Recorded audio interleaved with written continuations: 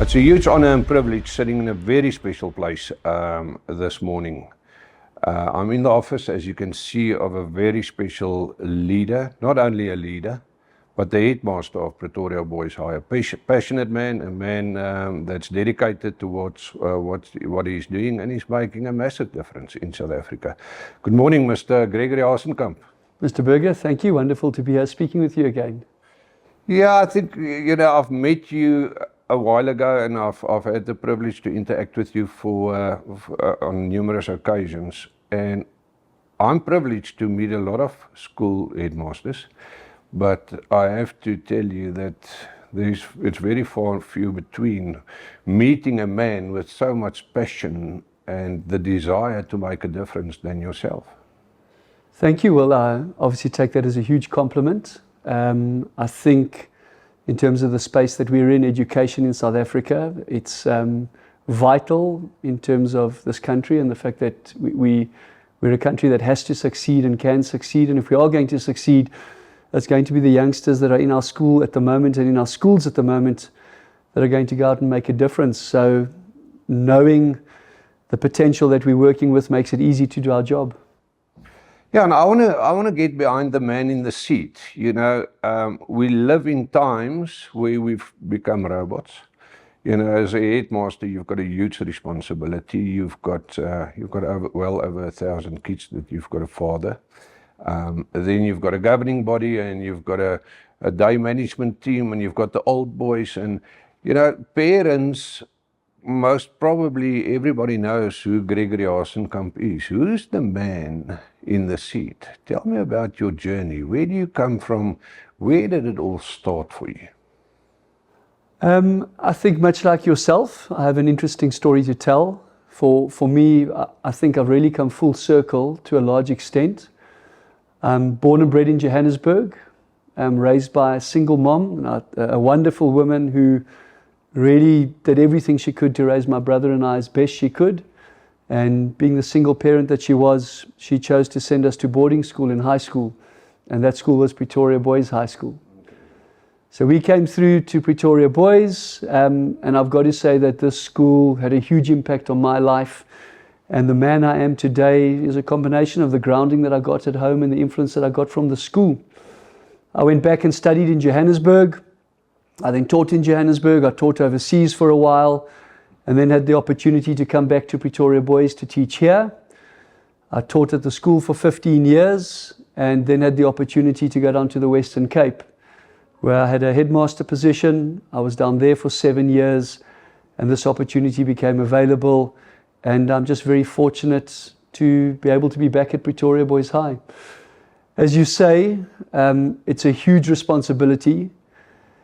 We're obviously accountable to the old boys of the school. We're accountable to the parents of the school, and probably first and foremost, we're accountable to the boys of the school. And if in me being back at the school, I can create the same sort of environment and the same sort of opportunities and have the same sort of influence on the current boys in the school compared to the influence that this school had on me, I think I'll be achieving a lot.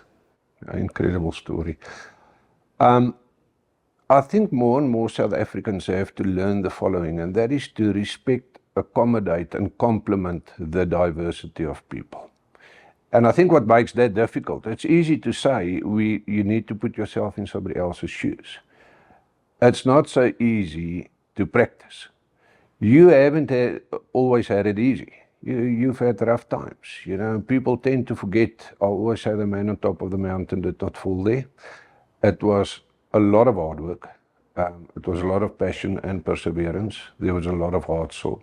And you came on top. And that brings me back to the phrase, memories are the keys, not to the past, but to the future. The experiences of our lives, when we allow God to use them, will become the mysterious but perfect preparation for the work He will call us to do. Now, Gregary Hassenkamp chose that your memories are not the keys to the past. You learned lessons, you had hardships, but you turned that around and you decided to become successful, and success has got nothing to do with how much money you've got in your bank, but you've dedicated your life to create opportunities for kids out there, and kids that went through similar circumstances than you. Where did the light bulb go on? Can you define a moment in your life where you decided, Gregary Hassenkamp is not going to look at my circumstances as an excuse, but rather as an opportunity? It probably wasn't a moment. I don't think there's a light bulb moment that went off. I think it was a process. It was a process of having a strong foundation, possibly being a bit wayward in the process, but knowing that the foundation and the roots were there. And all I needed was some guidance. And I found that guidance in this environment. It wasn't, as I say, a moment. It was a process, and it was people. There were certain individuals. They would have been teachers who I had through those years, and maybe they became the male role models that I never had in earlier years, and I was able to associate with them. I was able to allow them to influence me, and those male role models inspired me to think differently about life, to make different life decisions, to make different choices, to put in more effort, and to strive to be something that I think previously I wouldn't have thought about doing. And it was a process through meeting these people and allowing them to have an influence on my life that allowed me to turn a corner and, as you say, not necessarily want to follow a life that is successful, but we often talk about the difference of being successful or significant. And I don't think I could be in a job, not that I can call it a job, it really is a calling to be here. And I think, just to go back quickly, being at school, I realized already at that stage what a positive influence the school had had on me, and how much I loved this place, and I knew I wanted to give back then. And I think then I realized it's not about being successful, it's about being significant, and can I make a difference? And as a school, that's what we're trying to do. I've got so much respect for you, and I want to bring you back to significance. I had a similar story. I had no parents. I grew up without hope. And unfortunately, I never had a headmaster that could see my despair and my heartache, because they never went through what I went through. They knew about my journey, but they didn't feel it. Now, what makes this significant is you've had hardships, and you identify there's a lot of kids in the school that's going through similar circumstances. And isn't it incredible that you've got, that you landed and ended up as headmaster of this prestigious school? And part and parcel of the biggest objective is you can now identify those kids, and you can actually feel what they feel. And that's really making an impact. Without a doubt. For me, the most rewarding period of my teaching career so far was probably the 5 years that I spent as a border housemaster, as the senior border housemaster. And if you really want to make a difference in someone's life, be in a boarding house, because you're literally living with those boys 6-7 days a week, 24 hours a day, and you're getting to know them. You're getting to know them well, their strengths, their weaknesses, what issues they're dealing with. And it was probably there in that environment that I would like to believe I was able to make the most difference. Probably the frustrating part of the job I have at the moment, but I need to keep sight of the bigger picture, is the reality is the further or the quicker you move up the corporate ladder within education, within teaching, the less you have to do with boys. So being a border housemaster, you're dealing with boys 24 hours a day, 6-7 days a week. As a school teacher, you're dealing with boys 5-6 periods a day. You're on the sports field 5 afternoons a week. You become a deputy headmaster, you teach less, you coach less. You become a headmaster, you teach less, the coaching disappears.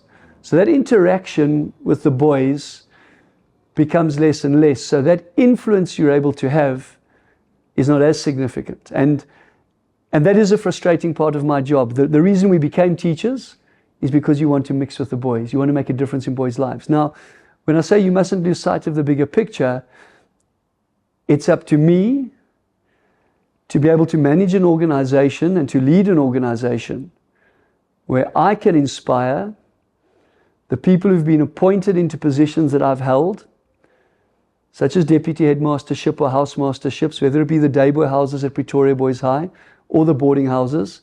And I need to be able to inspire them to go out and be the housemasters and those influential figures that influenced me. And again, that comes back to the huge responsibility of this job. I wish the entire Pretoria Boys High family can hear and understand the magnitude of this. In the Bible it says, people without vision perish. So that vision they're talking about is a visual manifestation of what God's plan is for our life. And perish in the old Hebrew language means to throw off discipline. So if you don't understand the calling of God's plan for your life, you also won't have discipline. And that brings me to responsibility. Responsibility is the ability to choose your response under any given set of circumstances. And I am sure that you will look back in your life and all the hardships and you'll choose it 1,000 times over because God's plan for you worked out. I cannot think about a better man with a better vision and a God's calling to sit in this tree. Well, again, it's a huge compliment. Thank you very much. I certainly feel humbled when you say things like that. But the responsibility is huge, and I'm under no illusions as to what that responsibility is. I mentioned the old boys, the parents, the boys. I have a huge responsibility to that. Pretoria Boys High School this year is 122 years old. Incredible. With that comes a history, obviously. With that history comes a certain culture, certain ethos, there comes certain traditions.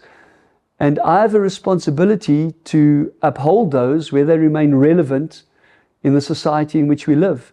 I have a responsibility to uphold the standards of the school, just the common decency of our boys, the manners, the respect they have.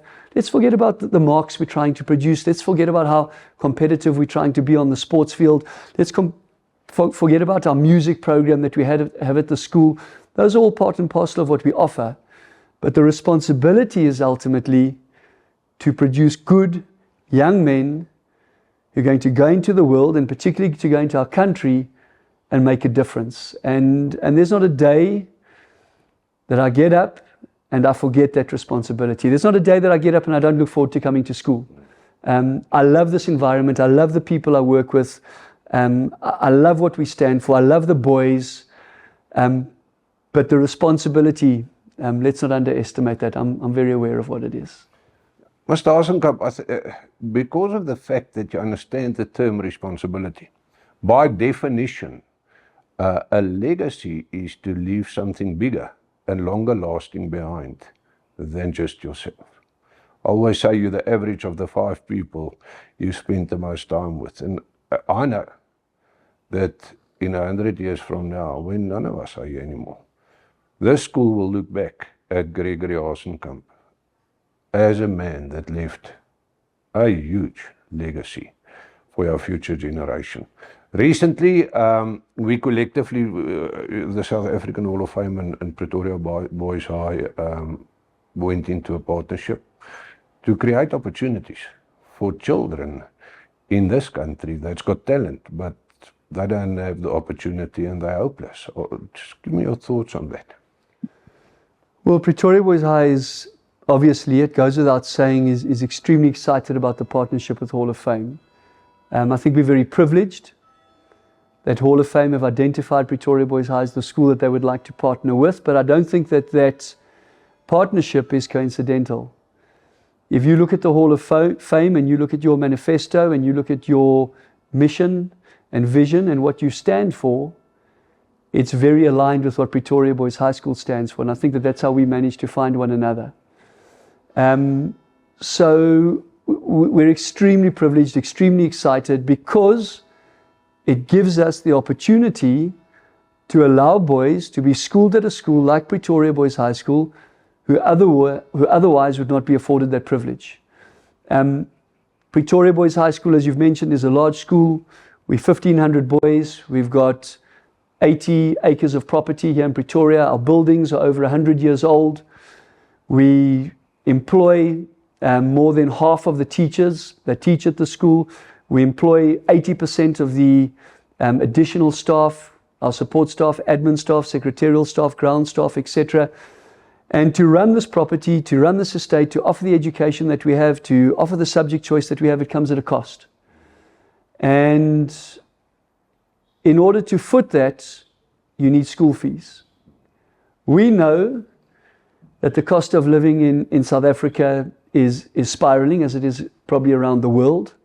And we know employment in South Africa isn't getting any easier. So if schools like ours are going to continue to exist, if we're going to continue to offer the education that our country needs, we need to be able to have these schools run. But the run-of-the-mill workforce is not able to afford to send their children here. So we need to come up with some kind of way to afford those boys the opportunity to attend a school like ours. And Hall of Fame is assisting us in doing that. We get huge support from our alumni. Our old boys are absolutely amazing in giving back to the school, once again realizing the opportunity that they were afforded to have been here, and they want to give back, knowing the difference it made in their lives.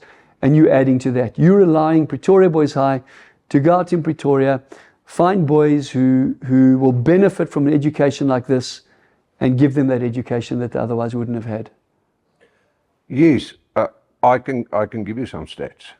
As we sit here, 18 million people in this country is living on a threshold of $1.90 per day. That's 34 rand a day.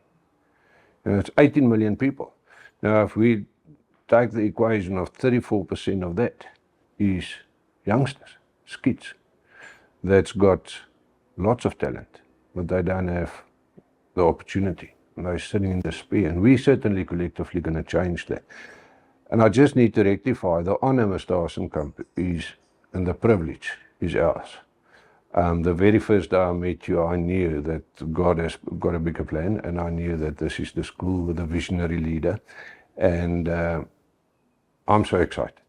I'm so excited sitting here. I'm so excited to spend time with you. You're really a visionary leader, and I take my hat off to you. I honor you, I respect you, I love your story, I love your passion for children, and this school will go from strength to strength. Thank you very much. Thank you. It's been a pleasure talking with you. Thank you.